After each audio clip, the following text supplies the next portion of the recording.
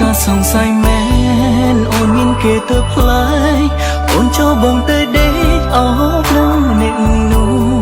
មិនបែកពីបងទៅរួចហើយទៅយកគេជន់អូនក៏មិនជាប់ឈ្មោះក្រពើឬក៏ពូល្បិចក៏សាហាវសង្ស័យណាស់ឈឺណាស់ដឹងក៏ពិតឈឺហើយក៏ដល់ពេលឲ្យអូនទៅគេសើការបានសម្រេចបែកគ្នាបានសម្រេចងើបដើរចេញឲ្យឆាប់មិននៅនាំអាប់គេទៅយល់ទេ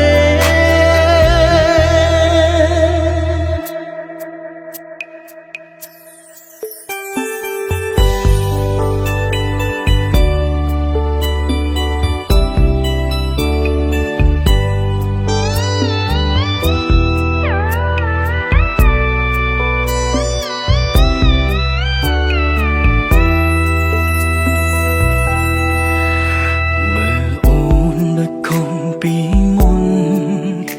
មកព្រួយសំដីនិយាយមួយទឹកមុខស្មើស្មើ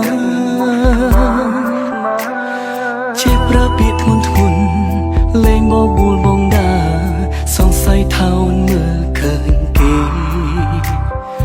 ឧស្សាហ៍លើកទូរស័ព្ទឧស្សាហ៍ឆាតហៅហើយមិនគិតច្រើនទេតែឃើញនឹងភ្នែកដោយការសង្ស័យមែនអូនមានគេទៅផ្លាយអូនចូលបង